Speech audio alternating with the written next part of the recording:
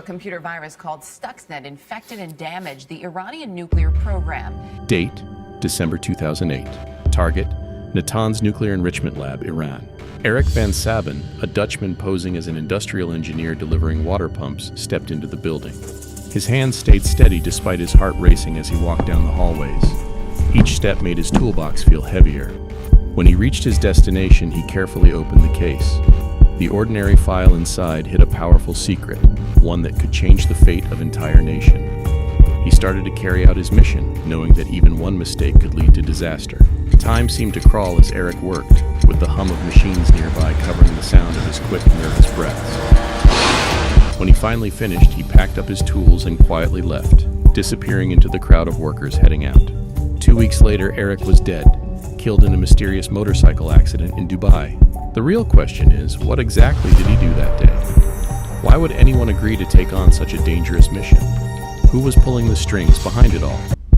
And perhaps most haunting of all, who wanted him dead? The Iranian nuclear issue is a problem and continues to be a problem. I do believe that keeping the Iranians from being a nuclear power is enormously important.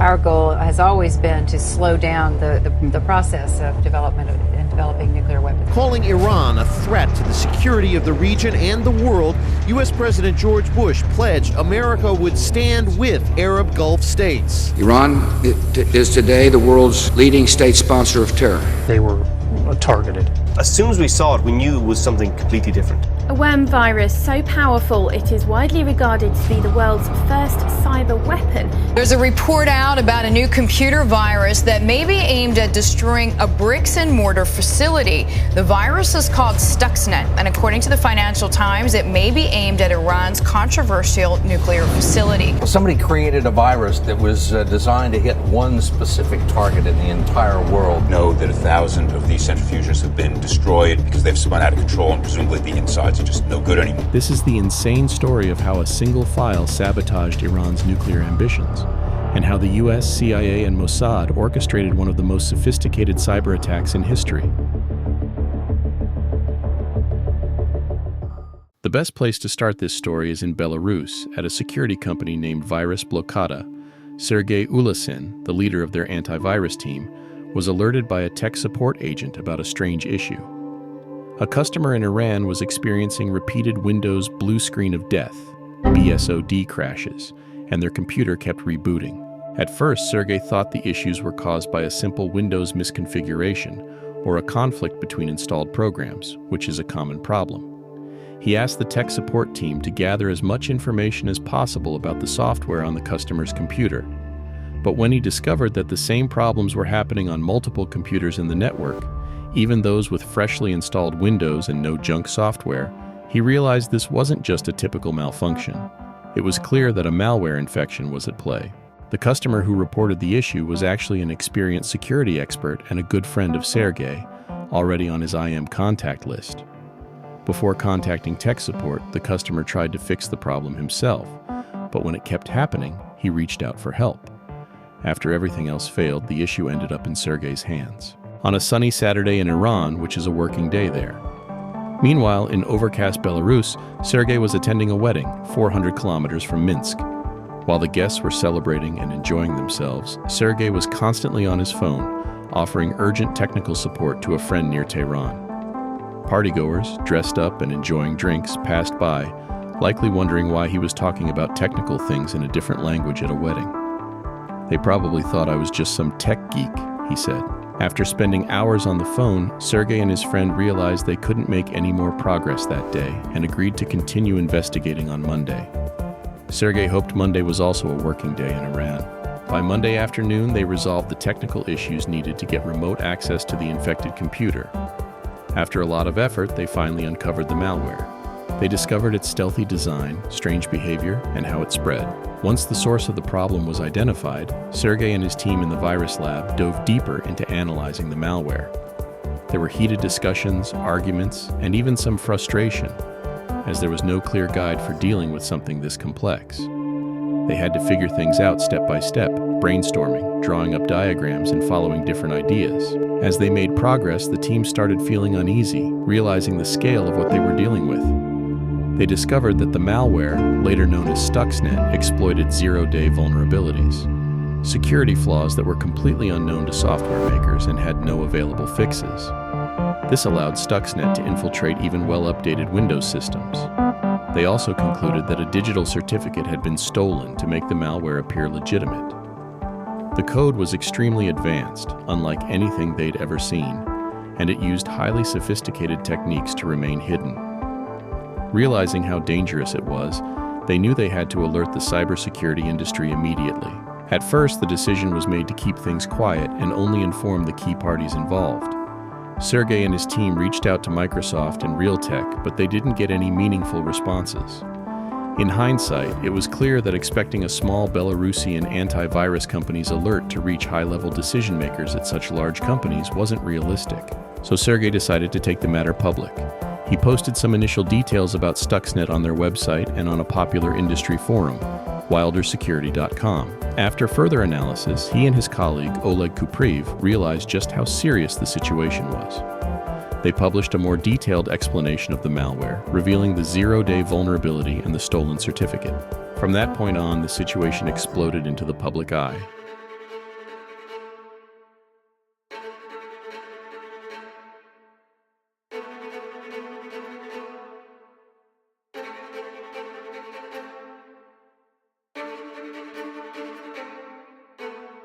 An unprecedented computer virus. It spread from a nuclear facility in Iran to machines around the world. It's hit millions of computers. It's alleged creation by the United States and Israel. Stuxnet is essentially a computer virus that the U.S. and Israel launched. There's a tremendous amount of danger to our lives. Our leaders aren't really telling us what's going on. This was a good idea. This was a very large operation. What are the chances that the U.S. created an Since the early 1900s, Britain controlled Iran's oil through the Anglo-Iranian Oil Company. When Mohammad Mossadegh became prime minister, many Iranians were fed up with foreign control and wanted their country to take back its natural resources. In 1953, the U.S. helped organize a coup to remove Mossadegh because he tried to take control of Iran's oil, which Britain and the U.S. relied on. After Mossadegh was overthrown, the U.S. supported Iran's king, Shah Mohammad Reza Pahlavi, to stay in power. This foreign interference made many Iranians angry and created long-lasting anti-American feelings.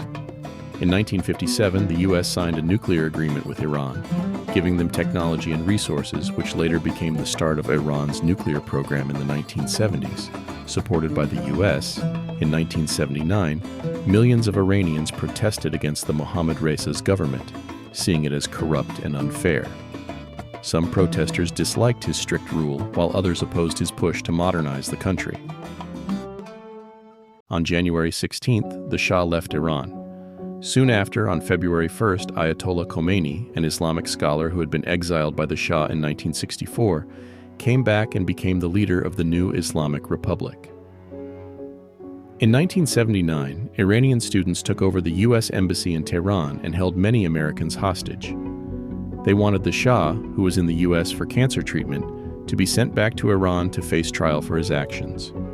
After 444 days, Iran let the hostages go in exchange for the unfreezing of state assets, just minutes after Ronald Reagan became U.S. president.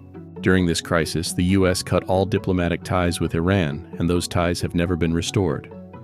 The Shah died in July 1980 in Cairo.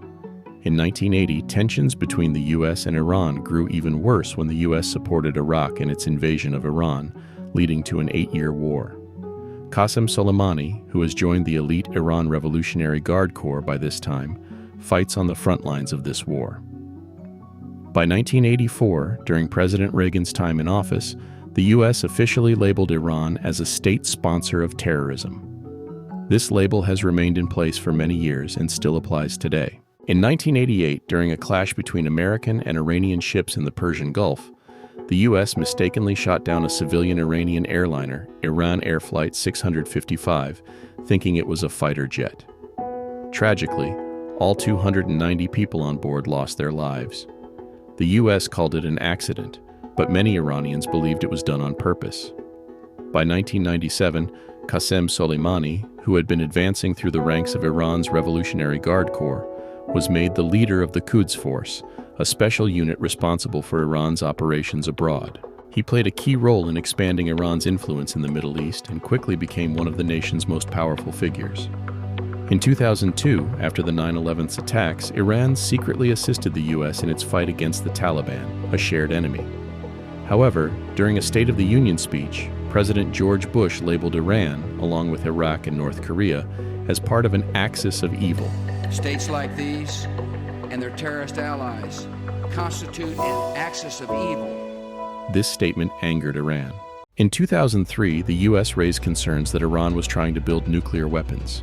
Inspectors from the International Atomic Energy Agency discovered traces of highly enriched uranium at an Iranian nuclear facility. Iran agreed to halt uranium enrichment and allow more thorough inspections, but this didn't last long. When President Mahmoud Ahmadinejad took office a few years later, he resumed uranium production, leading to years of international sanctions against Iran. To put it simply, the relationship between the U.S. and Iran has been far from friendly. Now, with its longtime adversary working on a nuclear weapon, the U.S. is definitely not happy about it and will do anything to stop them from having it.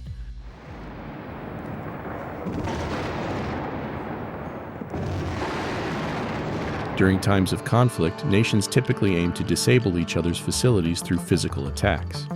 However, in this case, the U.S. wanted to avoid direct involvement, likely to maintain plausible deniability and prevent further escalation. To this day, the U.S. has not openly admitted to its role in the operation. Instead of physical engagement, the U.S. needed a different strategy. Around 2005, they teamed up with their longtime ally Israel to develop an advanced cyber weapon. If you're familiar with Israel, you know the country is renowned for its expertise in cyber sabotage, making it a fitting partner for this mission.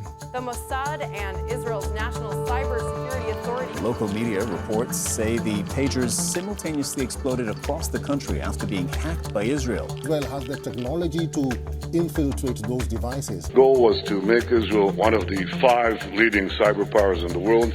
I think we've reached that. I think we're actually maybe even further ahead. So I think one of the first most important things to understand about the Israeli cybersecurity community and industry is that, yes, we start very young, not just in our 20s, but in our teens. I was a hacker when I was 13. When I was 18, it was my time to join the Israeli army. How can the U.S. and Israel stop Iran from developing a nuclear program without starting a physical war? Uranium is a naturally occurring element, but it comes in different forms, or isotopes. The 2 important isotopes are U-238, which makes up most of natural uranium, and U-235, which is the part you want for nuclear energy or weapons. U-235 is useful because it can undergo fission, which means its atoms can be split, releasing a huge amount of energy. This energy can either be used to generate electricity in a nuclear power plant or for a nuclear explosion in a bomb. The job of centrifuges in a nuclear facility like Natanz is to separate the isotopes of uranium. Since U-235 is rarer than U-238 and only makes up a tiny part of natural uranium, you need to increase the percentage of U-235. A centrifuge works by spinning a gas form of uranium, called uranium hexafluoride, at super high speeds. Because U-235 is slightly lighter than U-238, the spinning gradually separates them, concentrating the U-235. The more U-235 you have, the more enriched the uranium is. Low enriched uranium, around 3 to 5% U-235, is used for nuclear power, but highly enriched uranium, 90% U-235, can be used for nuclear weapons. But here's where things get really technical. These centrifuges don't just spin by themselves. They're controlled by something called a PLC, a programmable logic controller. Think of it like the brain of the whole operation. The PLC tells each centrifuge exactly how fast to spin, for how long, and when to stop. Every decision is crucial. If the speed isn't just right, the centrifuge could break, and the whole enrichment process could fail. And how do you control these PLCs? That's where Siemens Step 7 software comes into play. Step 7 is the interface that the engineers use to program the PLCs. It's like the control panel for the entire operation. Through Step 7, you input commands that instruct the PLCs on what the centrifuges should do, adjusting the spin rate, managing the process flow, and ensuring everything is running smoothly. Now all this software, Siemens Step 7 and the PLC instructions, it's not floating in the air. It's running on regular old Windows operating systems. Just like your computer at home might use Windows, the computers controlling these complex machines rely on it too. The engineers sit at these Windows PCs, using Step 7 to oversee the entire uranium enrichment process, making sure the centrifuges are spinning at the perfect speed to separate U-235 from U-238. The U.S. invested millions of dollars and spent years collaborating with Israeli intelligence services to find a way to exploit these centrifuges through the Windows operating system. After much effort, they finally succeeded. The result was 150,000 lines of computer code. Once this code finds its way onto any computer running Windows, often via a USB stick, it begins by checking the system. The virus then starts infecting the machine by presenting a digital certificate that appears to come from a trusted company, allowing it to bypass automated detection systems. After gaining access, it checks if the computer is part of an industrial control system made by Siemens, the same type used at Natanz to operate the high-speed centrifuges. If the system isn't the target, Stuxnet does nothing. But if it is, the worm tries to access the internet to download an updated version of itself. Regardless of whether it updates, it then targets the system's programmable logic controllers, PLCs. Initially, Stuxnet monitors the system's operations, gathering data. Once it has enough information, it takes control of the centrifuges, causing them to spin at destructive speeds. Meanwhile, it sends false feedback to the controllers, making it seem like everything is functioning normally, ensuring no one detects the malfunction until it's too late to intervene. Now that the virus is in place, there was just one major challenge left: how to get it into the facility.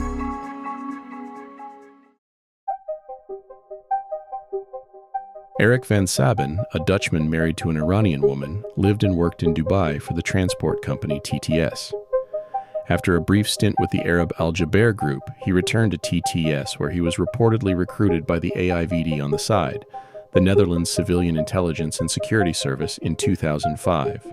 The AIVD's mission is to protect the country from threats like terrorism, espionage, and cyberattacks, with a focus on internal security.